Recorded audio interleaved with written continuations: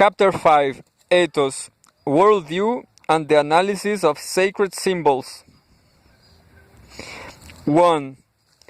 Religion is never merely metaphysics. For all peoples, the forms, vehicles, and objects of worship are refused with an aura of deep moral seriousness. The holy bears within it everywhere a sense of intrinsic obligation. It not only encourages devotion, it demands it. It not only induces intellectual assent, it enforces emotional commitment. Whether it be formulated as Mana, as Brahma, or as the Holy Trinity, that which is set apart as more than mundane is inevitably considered to have far-reaching implications for the direction of human conduct. Never merely metaphysics, religion is never merely ethics either.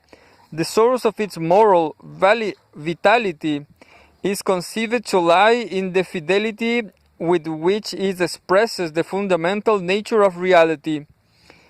The powerfully coercive oath is felt to grow out of the comprehensive factual is, and in such a way religious grounds the most specific requirements of human action in the most general context of human existence. In recent anthropological discussion, the moral and aesthetic aspects of a given culture, the evaluative elements, have commonly been summed up in the term ethos, while the cognitive existential aspects have been designated by the term worldview. As people's ethos is the tone, character, and quality of their life, its moral and aesthetic style and mood, it is the underlying attitude toward themselves and the world that life reflects. Their worldview is their picture of the way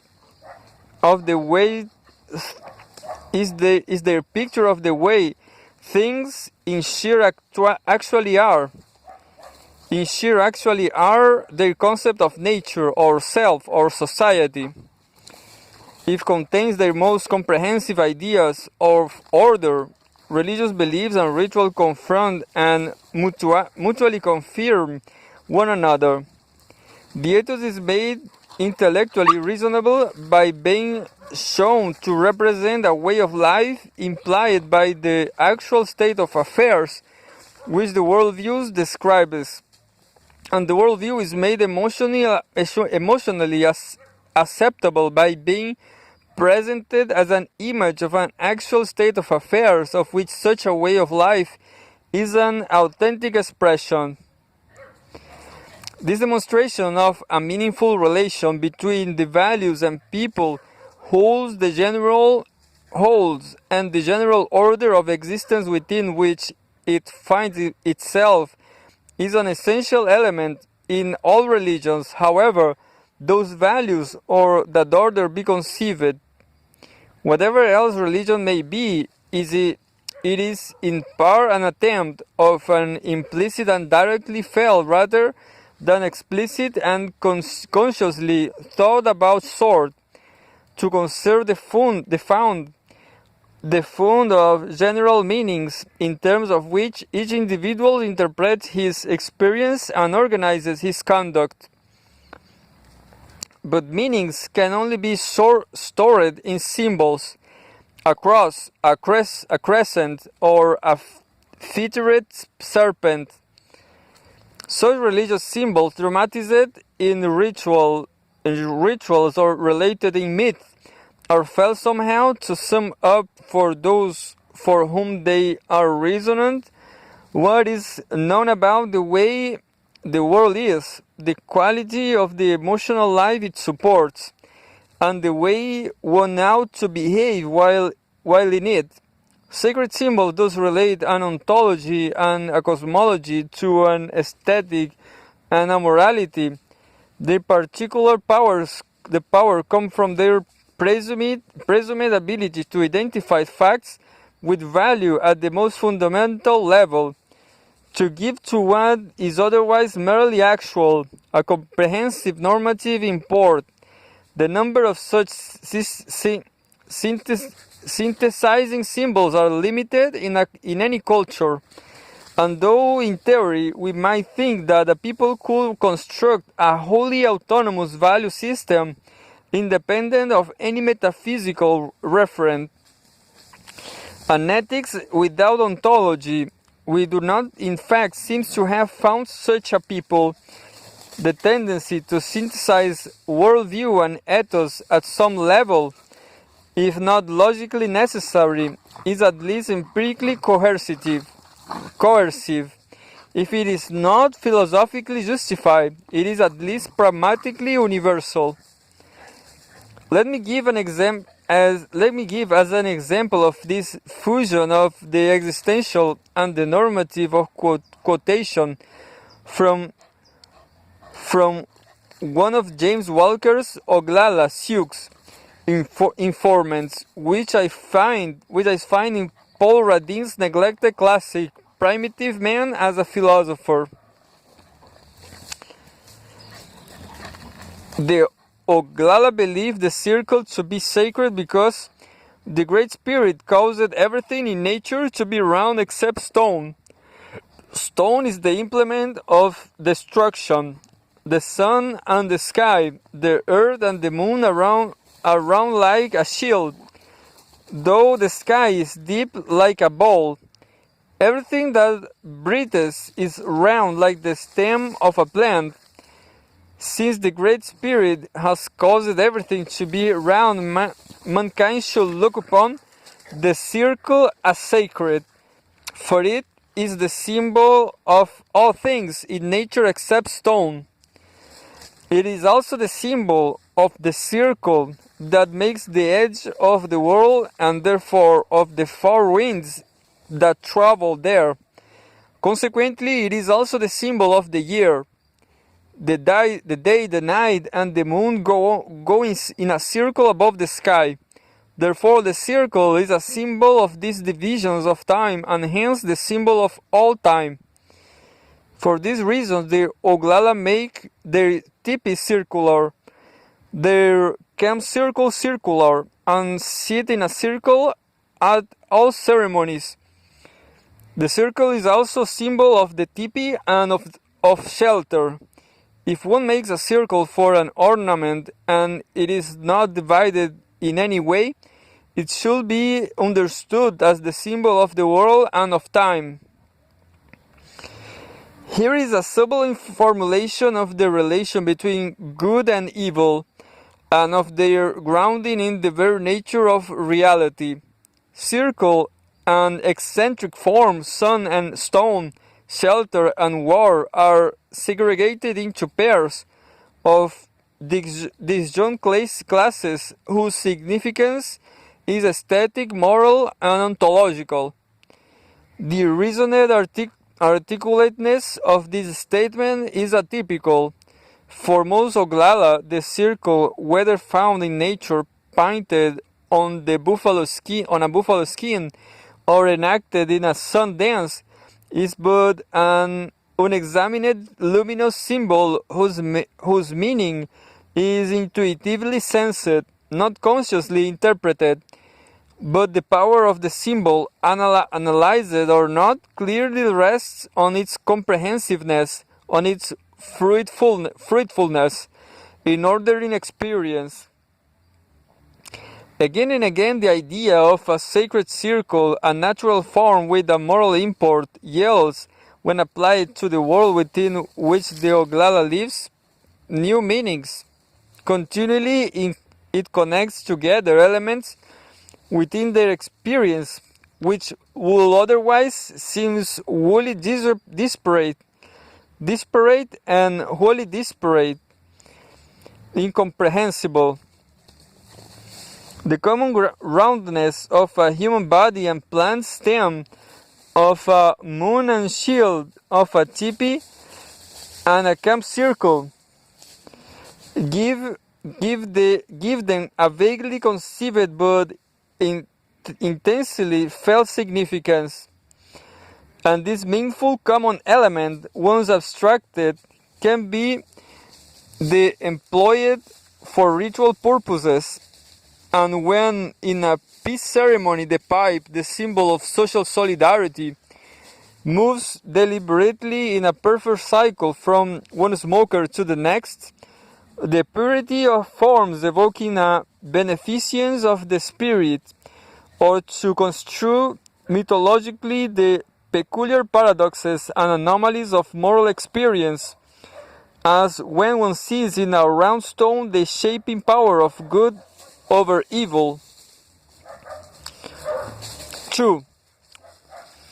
It is a cluster of sacred symbols woven into some sort of ordered whole, which makes up a religious system. For those who are committed to it, such a religious system seems to mediate genuine knowledge of the essential conditions in terms of which life must, of necessity, be lived, particularly where the symbols are uncriticized historically or philosophically, as they are in most of the world's cultures. Individuals who ignore the moral aesthetics norms the symbols formulate, who follow a discordant style of life, are regarded not so much as evil as stupid, insensitive, unlearned, or in the case of extreme dereliction, mad. In Java, where I have done field work, small children, simpletons, boors, the insane, and the flagrantly immoral are all said to be not yet Javanese, and not yet Javanese, not yet human. Unethical behavior is referred to as uncustomary. The more serious crimes, incest, sorcery, murder, are commonly accounted for by an assumed lapse of reason. The less serious ones by a comment that the culprit does not know order, and the word for religion and that for science are the same. Morality has thus the air of simple realism, of practical wisdom. Religious supports proper conduct by picturing a world in which such conduct is only common sense. It is only common sense because between ethos and worldview, between the approved style of life and the assumed structure of reality, there is conceived to be a simple and fundamental congruence, such that they complete one another and lend one another meaning. In Java, for example, this view is summed up in a concept one hears continually invoked, that of Tiogjog. Tiogjog means to fit, as a key does in a lock, as an efficacious medicine does to a disease, as a solution does to an arithmetic problem, as a man does with the woman he marries. If he does not, they will divorce. If your opinion agrees with mine, the Tiogjog, we Togjog. If the meaning of my name fits my character, and if it brings me luck, it is said to be Tiogjog. Tasty food, correct theories, good manners, comfortable surroundings, gratifying outcomes are all Tiogjog. In the broadest and most abstract sense, two items Tiogjog, when their coincidence forms a coherent pattern which gives to each significance and a value it does not itself have. There is implied here a contrapuntual view of the universe in which that which is important is what natural relationship, the separate elements have to one another, how they must be arranged to strike a short chord and to avoid a dissonance, and as in harmony the ultimately correct relationships are fixed, determinate, and knowable. So religion, like harmony, is ultimately a kind of practical science, producing value out of facts as music is produced out of sound. In its specify in its specificity Chojog is a peculiarly Javanese idea, but the notion that life takes on its true import when human actions are tuned to cosmic condition is widespread. The sort of counterpoint between style of life and fundamental reality, which the sacred symbols formulate, varies from culture to culture. For the Navajo, an ethic prizing calm deliberateness, untiring persistence, and dignified caution complements an image of nature as tremendously powerful, mechanically regular, and highly dangerous. For the French, a logical legalism is a response to the notion that reality is rationally structured and first principles are clear, precise, and unalterable, and so need only be discerned, memorized, and deductively applied to concrete cases. For the Hindus, a transcendental moral determinism in which one's social and spiritual status in a future incarnation is an automatic outcome of the nature of one's action in the present is completed by a ritualistic duty ethic bound to the case.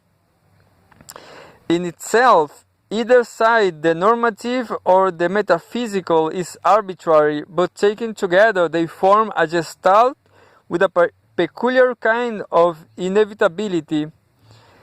A French ethic in a Navajo world, or a Hindu one in a French world, would seem only quixotic, for it would lack the air of naturalness and simple factuality which it has in its own context. It is this air of the factual, of describing after all the genuinely reasonable way to live, which, given the facts of life, is the primary source of such an ethic's authoritativeness. What all sacred symbols assert is that the good for man is to live realistically. Where they differ is in the vision of reality they construct. However, it is not only positive values that sacred symbols dramatize, but negative ones as well. They point not only toward the existence of good, but also of evil, and toward the conflict between them. The so-called problem of evil is a matter of formulating in worldview terms the actual nature of the destructive forces within the self and outside of it, of interpreting murder, crop failure, sickness, earthquakes, poverty, and oppression in such a way that it is possible to come to some sort of terms with them. Declaring evil fundamentally unreal, as in Indian religions and some versions of Christianity, is but one rather uncommon solution to the problem. More often, the reality of evil is accepted and characterized positively, and an attitude toward it, resignation, active opposition, hedonistic escape, self-recrimination, and repentance, or a humble plea for mercy, is enjoined as reasonable and proper, given its nature. Among the African Ascend, where all nature, misfortune, death, illness, crop failure, is seen as caused by the hatred of one man for another acting mechanically through witchcraft, the attitude toward evil is a straightforward and practical one. It is to be dealt with by means of reliable established divination in order to discover the witch and proven methods of social pressure to force him to abandon its attack of failing this by effective vengeance magic to kill him. Among the Melanesian Manus, the conception that illness, death, or financial failure are the result of a secret sin, adultery, stealing, lying, which has offended the moral sensibilities of the household spirit, is coupled with an emphasis on public confessions and repentance as the rational way to cope with evil. For the Javanese, evil results from unregulated passion and is resisted by detachment and self-control. Thus, both that what a people prizes and what it fears and hates are depicted in its worldview, symbolized in its religions, and in turn expressed in the whole quality of its life. Its ethos is distinctive not merely in terms of the source of nobility it celebrates, but also in terms of the sort of baseness it condemns. Its vices are as stylized as its virtues.